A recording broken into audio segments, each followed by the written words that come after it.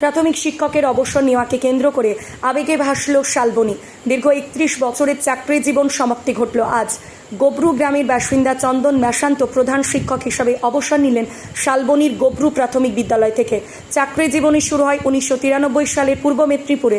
সেখান থেকে শালবনী, তারপরে গ্রামের স্কুলে 21 বছর প্রধান শিক্ষক হিসাবে দায়িত্বভার সামলিয়ে অবসর গ্রহণ করলেন চন্দনবাবু।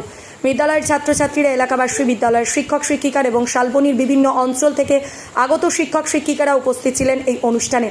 বিশিষ্ট কবি ও শিক্ষক কৃষ্ণেন্দু বাবু অনুষ্ঠানের সঞ্চালনা শুরু করে চন্দন ম্যাসান্তের দীর্ঘ কর্মজীবনের উল্লেখ করেন। সফলভাবে জেলার ট্রেনার থেকে চক্রের শিক্ষক শিক্ষিকাদের সমস্ত আপদে বিপদে পাশে দাঁড়িয়েছেন এই বর্ষিয়ান শিক্ষক। আজকের অনুষ্ঠানের অন্যান্যদের মধ্যে উপস্থিত ছিলেন চন্দনবাবুর স্ত্রী, পুত্র, কন্যা, জামাতা, নাতনি সহ পুরো পরিবার, চক্রের বিশিষ্ট শিক্ষক শিক্ষিকারা। তারা কর্মজীবনের আলোচনা করেন ও অবসর জীবনের শুভকামনা জানান।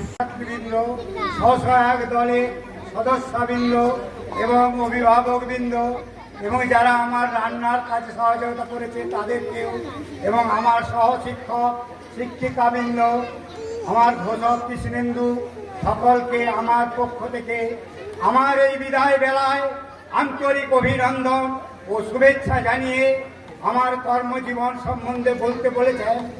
আমি তাই ছোট্ট করে একটু বলছি। আমি এই গোবরু স্কুলে 1970 সালের 12 সেপ্টেম্বর ভর্তি হয়েছিলাম। আমার বাবা 1949 সালে 1 এপ্রিল উনি শিক্ষক হিসাবে প্রকৃত নিয়োগত হন। 1992 সালে 30 সেপ্টেম্বর উনি এই বিদ্যালয় থেকে অবসর গ্রহণ করেন। দীর্ঘ প্রায় 43 বছর উনি শিক্ষকতা করেছেন। তারপর 92 সালের পর আমার 2001 সালে আমার নীরতন বাবু এসেছিলেন। মাঝে বাবার একনিষ্ঠ সহশিক্ষক সমর ব্যানার্জি প্রধান শিক্ষক হয়েছিলেন। তারপর রায়পদবাবু 6 মাস ছিলেন। তারপরে নীরতন বাবু প্রধান শিক্ষক হয়ে 5 বছর আছেন। 2001 সাল থেকে 24 সাল আমি প্রধান শিক্ষকের পদ অলঙ্কিত করি।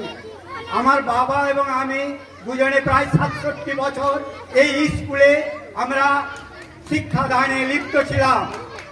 আমি মাধ্যমিক দিইনি 1980 সাল, তখন থেকে আমি এই স্কুলে সরস্বতী পূজাতেও যুক্ত ছিলাম। তখন থেকে মাঝে 5-7 বছর যখন আমি বাইরে ছিলাম, মাত্র আমি সেই কয়েকটি বছর এই স্কুলে সরস্বতী পূজায় থাকিনি।